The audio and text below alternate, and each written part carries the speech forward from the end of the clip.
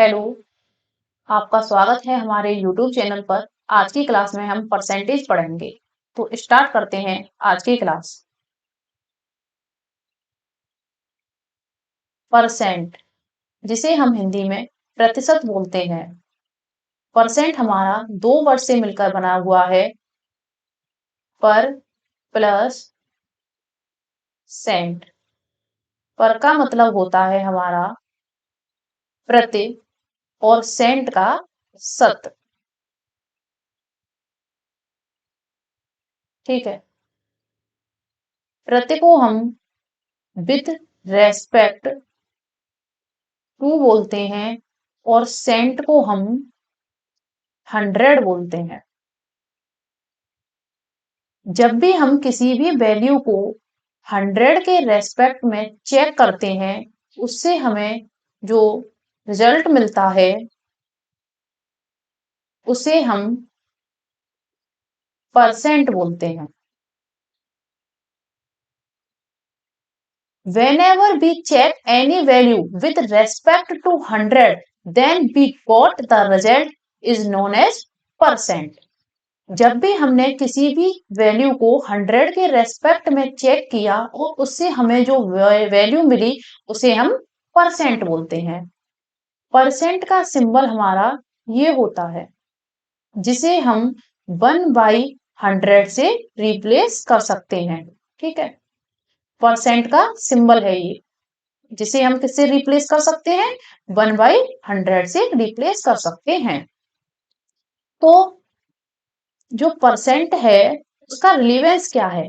Percent का relevance है हमारा कंपैरिजन करना।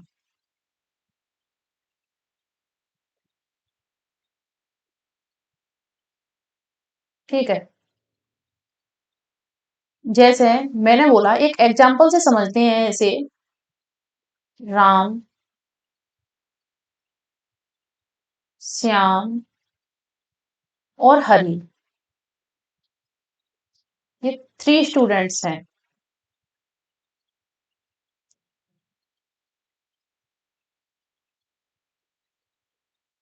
ये तीनों कोई भी एग्जाम देने गए जिसमें कि राम के 70 मार्क्स आए और श्याम ने 90 स्कोर किया और हरि ने किया 10।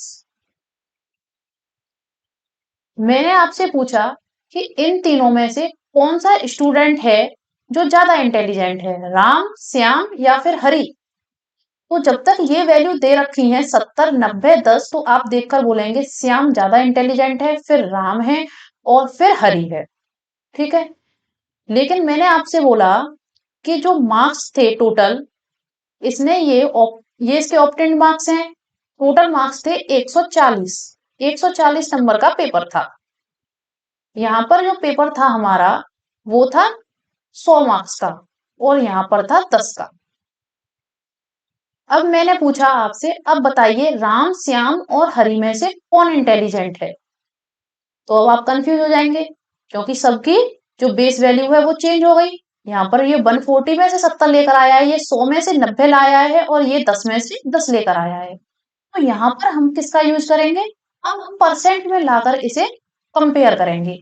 परसेंट में लाकर कंपेयर कैसे करेंगे? मैंने आपको अभी क्या बताया था, जब भी हम किसी वैल्यू को 100 के रेस्पेक्ट में चेक करते हैं, उससे जो रिजल्ट मिलता है हमें वह परसेंट होता है। तो ऐसे ही यहाँ पर हम सबको किसके रेस्पेक्ट में चेक करेंगे? 100 के रेस्पेक्ट में चेक करेंगे।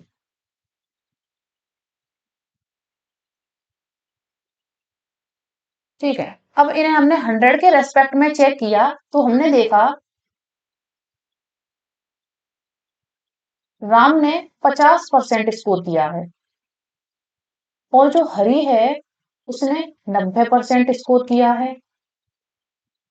श्याम ने 90% स्कोर किया है और हरि ने कितना स्कोर किया है? हरि ने 100% स्कोर किया है। तो अब आप बता सकते हैं राम, श्याम और हरि में से कौन ज्यादा इंटेलिजेंट है और कौन कम है। अब आप इन तीनों में कंपैरिजन कर सकते हैं, जबकि इनकी वैल्यू कैसी है? इनकी दोनों की तीनों की बेस वैल्यू डिफरेंट है, फिर भी आप कंपैरिजन कर सकते हैं परसेंटेज की हेल्प से। तो आप कह सकते हैं इसमें फिर जो हरी है वो सबसे ज्यादा इंटेलिजेंट है क्योंकि वो 100% स्कोर किया है उसने। फिर श्याम है और उसके बाद राम है। तो परसेंटेज का रिलीवेंस है कंपैरिजन करना। नेक्स्ट कॉन्सेप्ट देख लेते हैं। अब जैसे हमें कोई भी परसेंटेज में वैल्यू दे रखी है उसे हम फ्रैक्शन में कैसे चेंज करेंगे, और जब हमें कोई वैल्यू फ्रैक्शन में दे रखी है तो उसे हम परसेंटेज में कैसे चेंज करेंगे। तो इसका सीधा सा फंडा है ये। आप देखिए, जब भी हमें कोई वैल्यू परसेंट में दे रखी है और वो हमें फ्रैक्शन में चेंज करनी है,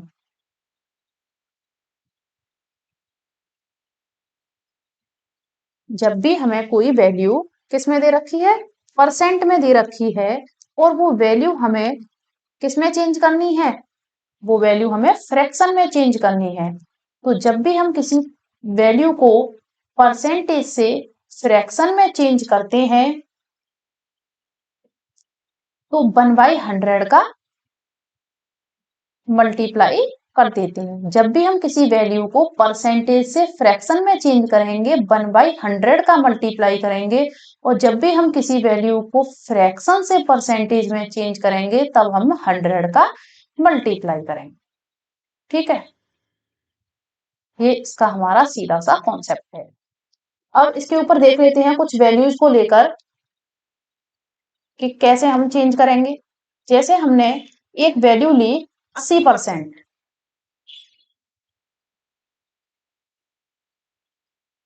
80%। अब ये हमें फ्रैक्शन में चेंज करनी है तो हम क्या करेंगे,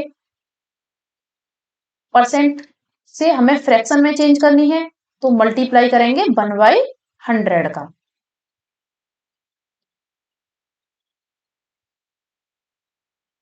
क्या आ गई फ्रैक्शन वैल्यू हमारी, 4/5। अब ये वैल्यू हमें फ्रैक्शन से परसेंटेज में चेंज करनी है, तब हम मल्टीप्लाई करेंगे 100 का। ये इससे 20 बार गया और ये आ गई हमारी 80%। तो देखा आपने, जब हमने 80% को फ्रैक्शन में चेंज किया तब 1/100 का मल्टीप्लाई किया तो उससे हमारी फ्रैक्शन वैल्यू आ गई थी 4/5।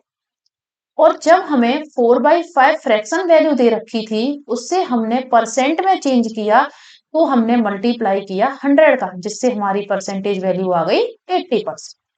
ठीक है, और इसके ऊपर मैंने अलग से एक क्लास बना रखी है जिसमें बहुत सारी मेन परसेंटेज है, मोस्ट इंपोर्टेंट परसेंटेज वैल्यू करके क्लास है जिसमें मैंने बहुत सारी परसेंटेज को डिस्कस किया है, उनकी वैल्यू बताई है, तो आप वहां से वो क्लास देख सकते हैं।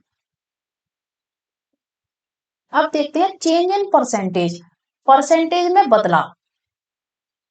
फर्स्ट इसे हम क्वेश्चन से सीखेंगे, इस कॉन्सेप्ट को, ये क्वेश्चन से अच्छे से क्लियर हो जाएगा। क्योंकि change in percentage, price of rice is increased by 25%, find the ratio of old and new price। चावल की कीमत में 25% की वृद्धि हुई है, पुरानी और नई कीमत का अनुपात ज्ञात कीजिए। किसमें चेंज किया गया है, परसेंट में चेंज किया गया है, 25% से बढ़ गई है वैल्यू। तो 25% से वैल्यू बढ़ गई है, इसका क्या मतलब है, सबसे पहले इसे देखते हैं। 25% की फ्रैक्शन वैल्यू होती है हमारी 1/4। ठीक है, तो हम इसे कैसे पढ़ेंगे, हम इसे पढ़ेंगे 4 का 25% एक है। कैसे पढ़ेंगे, 4 का 25% एक है। ठीक है, तो price of rice is increased by 25%। तो हमें यहाँ पर प्राइस, राइस का प्राइस तो कुछ पता नहीं है कि चावल की कीमत क्या है, हमें अभी नहीं पता, तो हम इसमें एज्यूम कर लेते हैं चावल की कीमत क्या है, ओल्ड और न्यू। चावल की कीमत हमने मान ली 100x है, जिसमें कि 25% की हमें क्या करनी है, वृद्धि करनी है। तो 100 का 25% कितना होता है, 100 का अगर हम 25% निकालेंगे तो कितना होगा, 100 का 25% 25 होगा। तो इसमें हमने 25 से वृद्धि कर दी, इसे इंक्रीज कर दिया हमने 25 से, तो हमारी न्यू वैल्यू कितनी हो गई? 125x हो गई। अब इन दोनों का रेशियो कितना आएगा? x से x गया, 25 चौका 100, 25 पंजे 125। इसकी वैल्यू हमारी आ गई 4:5। ये इसका आंसर हो गया। ठीक है, तो क्या हम जो हमने ये इतना तामझाम किया है, क्या हम इसे बिना किए यहां तक नहीं पहुंच सकते थे? बिल्कुल पहुंच सकते थे, सिर्फ एक वैल्यू से। मोस्ट इंपोर्टेंट परसेंटेज वैल्यू की क्लास देखना, मैंने वहां पर बताया है 25% की वैल्यू 1/4 होती है। ठीक है, तो 25% की वैल्यू हमारी 1/4 होती है, तो हम ओल्ड प्राइस जब हमें मानना ही है तो हम ओल्ड प्राइस 4 मानेंगे ना। हमने मान लिया चावल की कीमत पहले 4 थी, अब 4 पे 25% का इंक्रीज हुआ है। 4 का 25% 1 होता है। कैसे पढ़ते हैं इसे? 4 का 25% 1 होता है, तो हमने इसमें इंक्रीज कर दिया 1 का। अब ये हमारा 1 से बढ़कर 5 हो गई, 1 बढ़ गई तो ये कितनी हो गई? 5 हो गई। तो हमारी डायरेक्ट रेशियो आ गई 4:5 की। ठीक है, आ गई या नहीं आ गई? और आप इसे देख भी सकते हैं करके कि 4 का 25% 1 होता है। कैसे? 4 का 25%, 4 से ये गया 25 बार, 25 एकन 25, तो 4 का 25% 1 होता है। तो मैंने यहाँ पर कितने का इंक्रीज किया है? 25% का इंक्रीज किया है, क्योंकि 4 का 25% 1 होता है और मैंने 1 का इंक्रीज किया है, तो ये बढ़कर वैल्यू कितनी हो गई हमारी? 5 हो गई। तो इसका आंसर हो गया हमारा 4:5। नेक्स्ट है हमारा price of rice is decreased bye 25%। अगर चावल की कीमत में 25% की कमी हुई है, तो पुरानी और नई कीमत का अनुपात ज्ञात कीजिए। ठीक है, तो इसे कैसे करेंगे? सेम ऐसे ही करेंगे। 25% की वैल्यू 1/4 होती है, तो हमने मान लिया चावल की कीमत हमारी पहले 4 थी, अब डिक्रीज कितने से हो रहा है? वह 25% से हो रहा है, तो 4 का 25% 1 होता है, तो इसे हमने 1 से कम कर दिया, तो कितनी आ गई हमारी वैल्यू? 3। तो इसका आंसर हो जाएगा हमारा 4:3। ठीक है, नेक्स्ट कॉन्सेप्ट है हमारा, इसी का ही है ये। इसमें दे रखा है, हम सीखेंगे बाई और ट्रू में जब दे रखा हो तो इसमें क्या डिफरेंस होता है। इसमें में दे रखा है Rohan salary is decreased bye 66.66%, decreased bye, और यहाँ दे रखा है सैलरी इज डिक्रीज्ड टू, और हिंदी में पढ़ेंगे तो क्या अंतर दे रखा है? रोहन का वेतन 66.66% कम हो गया है। 66.66% से आएगा यहाँ पर, से कम हो गया है, और यहाँ लिखा हुआ है रोहन का वेतन घटकर 66.66% हो गया है। दोनों लाइन पढ़ो कितना डिफरेंस है इनमें। रोहन का वेतन 66.66% से कम हो गया है, और रोहन का वेतन घटकर 66.66% हो गया है। तो 66.66% की हमारी वैल्यू होती है 2/3। ये 33.33% का दोगुना होता है। 66.66%, 33.33% की वैल्यू 1/3 होती है, तो 66.66% की वैल्यू हमारी 2/3 हो गई। 66.66%। ठीक है, अब देखते हैं रोहन की सैलरी क्या है। रोहन की ओल्ड सैलरी होगी कुछ, और फिर न्यू होगी। Rohan salary is decreased by, उसकी सैलरी 66.66% से कम हो गई है, तो हम पहले क्या मानेंगे? इसकी ओल्ड सैलरी को 3 मानेंगे। ओल्ड सैलरी हमने इसकी 3 मान ली। अब इसकी कम कितने से हुई है? 66.66% से हुई है, तो 3 का 66.66% हमारा 2 होता है, तो इसे हम 2 से कम कर देंगे, तो ये हमारी कितनी आ गई? 1 आ गई। तो कितना रेशियो हो जाएगा इसका? 3:1 हो जाएगा। अच्छा, अब यही देख लेते हैं इस क्वेश्चन को। उसने कहा है रोहन का वेतन घटकर 66.66% हो गया है। हमने कुछ ओल्ड मानेंगे, ओल्ड मान ली हमने, कितनी मानेंगे, 3 मानेंगे ओल्ड, क्योंकि बेस वैल्यू यही है, इसी से हमें मल्टीप्लाई करना है, तो 3 मान ली हमने। अब न्यू कितनी होगी, यहाँ तो उसने कहा था कि इतने से कम हुई है, यहाँ उसने कहा है घटकर इतनी हो गई है, तो मतलब घटकर उसकी 66.66% हो गई है। तो 3 का 66.66% 2 होता है। उसने यहाँ पर ये नहीं कहा कि 66.66% से घटी है, उसने कहा है घटकर 66.66% हो गई है। दोनों बातों में बहुत डिफरेंस है। तो यहाँ पर वैल्यू हमारी हो जाएगी 3:2। और यहाँ पर अगर हम देखें कि हमारी सैलरी कितने से डिक्रीज हुई है, तो हमारी सैलरी 1 से डिक्रीज हुई है। और 1 से डिक्रीज हुई है कितने पर, पहले 3 थी, अब 3 से होकर घटकर कितनी हो गई है, 2 हो गई है, 1 से डिक्रीज हुई है। तो बेस वैल्यू हमारी कितनी है, 3 है, गुणा 100, तो ये कितनी हो जाएगी, 33.33%। अब हमारी सैलरी 33.33% से घटी है। ठीक है, नेक्स्ट कॉन्सेप्ट है हमारा, जब भी हमें कोई भी दो परसेंटेज दे रखी है, जैसे हमें कोई परसेंटेज दे रखी है ए और परसेंटेज बी, और हमें इन दोनों में कंपैरिजन करना है या कोई भी रिलेशन स्टेब्लिश करना है, तो दो परसेंटेज में हम जब तक कोई भी रिलेशन स्टेब्लिश नहीं कर सकते जब तक इनकी यूनिट सेम ना हो। ये होना बहुत जरूरी है कि इन दोनों की यूनिट सेम हो, इट इज कंपल्सरी। दोनों परसेंटेजों का सेम यूनिट में होना कंपल्सरी है। जब तक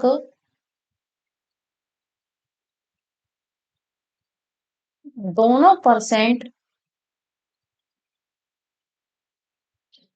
सेम यूनिट में नहीं होंगी,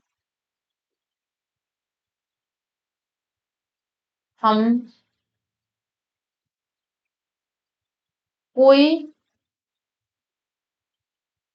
रिलेशन नहीं बता सकते।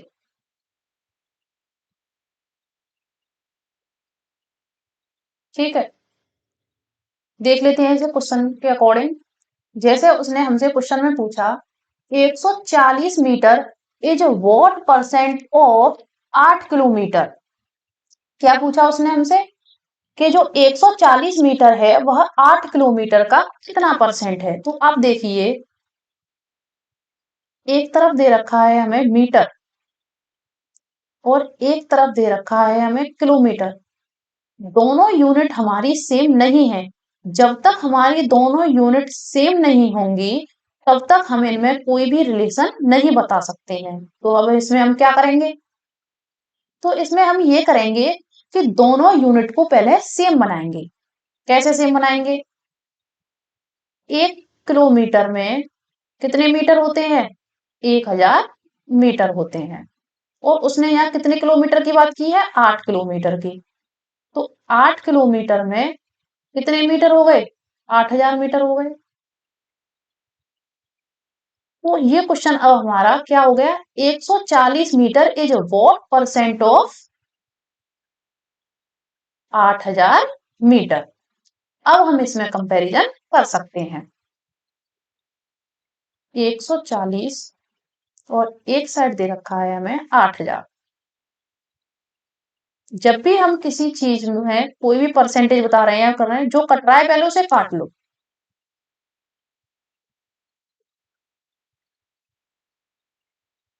ठीक है, अब देखते हैं। अब ये पूछ रहा है 140 कितना परसेंट है 8 किलोमीटर का या फिर 8000 मीटर का। तो 7 हमारा 400 का कितना परसेंट है, 4/7, 4×4, और 3/4 कितना हो गया ये 75, तो 1.75%। आंसर। नेक्स्ट क्वेश्चन दे रखा है what percent of day 5 is 18 hours. फिर वही है, यहाँ पर हमें डे दे रखा है और यहाँ पर हमें आवर्स दे रखा है, दिन और घंटे। तो पहले हम क्या करेंगे, जो दिन है उन्हें घंटों में चेंज करेंगे। तो 1 डे इक्वल टू 24 आवर्स। तो 5 डे इक्वल टू कितने हो जाएंगे, 120 घंटे हो जाएंगे। अब हम बता सकते हैं कि 120 घंटे 18 घंटे का कितना प्रतिशत है।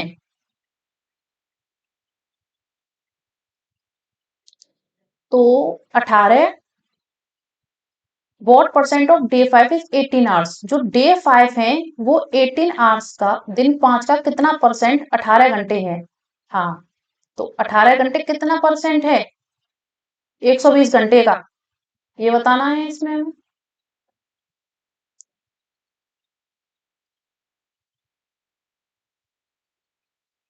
कितना है 15%। ये नॉर्मल सी कैलकुलेशन तो बताने की जरूरत नहीं है, इतना तो आप कर ही सकते हैं। अब हमारा लास्ट कॉन्सेप्ट है आज की क्लास का, मोर और लेस का। जब भी वो हमें पूछता है ये इससे कितना परसेंट अधिक है, ये इससे कितना परसेंट कम है, तो हम कैसे करते हैं इसे। मान के चलो हमें दे रखी है दो, एक ए है हमारा और एक बी है। ए हमारा महीने पर 100 रुपए कमाता है और बी हमारा 50 कमाता है। तो मैंने आपसे पूछा जो ए है वह बी से कितना अधिक कमाता है।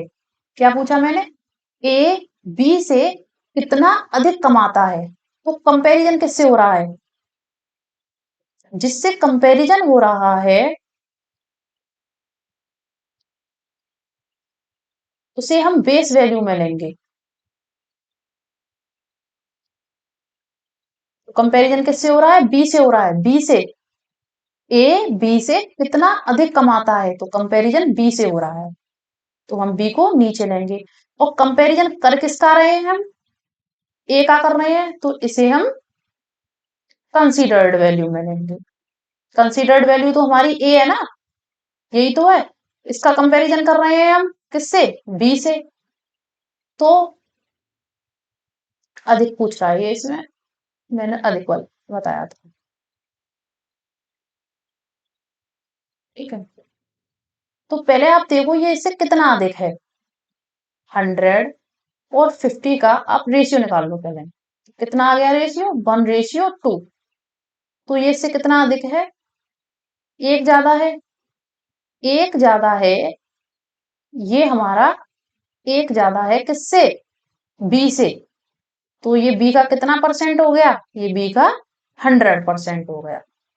ठीक है, अगर वही हमसे पूछता जो बी है वह ए से कितना कम है, जो ए है वह बी से कितना परसेंट कम है, तब हम कैसे बताते।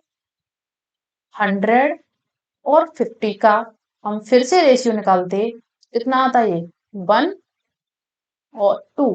तो ये कितना कम है, ये इससे एक कम है। अब कंपैरिजन किससे हो रहा है, अब कंपैरिजन ए से हो रहा है कि बी ए से कितना परसेंट कम है। तो ये हमारा कितना होगा 2, और ऊपर आएगा हमारा 1, क्योंकि कंपैरिजन किसका हो रहा है, कंपैरिजन बी का हो रहा है। बी का ही तो कंपैरिजन हो रहा है कि बी कितना कम है, बी हमारा 1 कम है, तभी तो जो बी वाली वैल्यू है वो हमारी ऊपर आई है।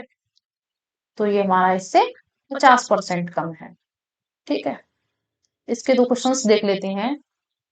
Raman income is 500 and Kamal income is 400, then Raman income is how much percent more than Kamal income.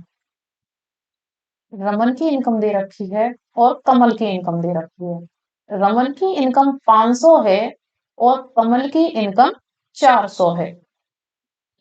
वो पूछ रहा है जो रमन की इनकम है वह कितना परसेंट ज्यादा है कमल की इनकम से। तो कंपैरिजन किनकी किसकी इनकम से हो रहा है, कंपैरिजन कमल की इनकम से हो रहा है। तो बेस वैल्यू में कमल की आएगी। और कंपैरिजन हो किसका रहा है, रमन की इनकम का हो रहा है, तो रमन की इनकम कितनी ज्यादा है कमल की से, 100 ज्यादा है। और चेक किसमें करेंगे, जब परसेंट की बात हो रही है तो 100 के रेस्पेक्ट में करेंगे। तो ये कितनी ज्यादा हो गई, 25% मोर हो गई। तो रमन की इनकम है वह कमल की इनकम से 25% ज्यादा है। अब देखते हैं next, Raman income is 500, Raman की इनकम 500 है और कमल की इनकम 400 है। रमन की इनकम 500 है और कमल की इनकम कितनी है, 400। तो कमल की income is how much percent less than Raman's income. तो कमल की इनकम रमन की इनकम से कितना कम है। अब कंपैरिजन किससे हो रहा है, अब कंपैरिजन रमन की इनकम से हो रहा है, तो बेस वैल्यू में क्या आएगी, रमन की इनकम आएगी। तो कमल की इनकम रमन की इनकम से कितना कम है, 100 कम है।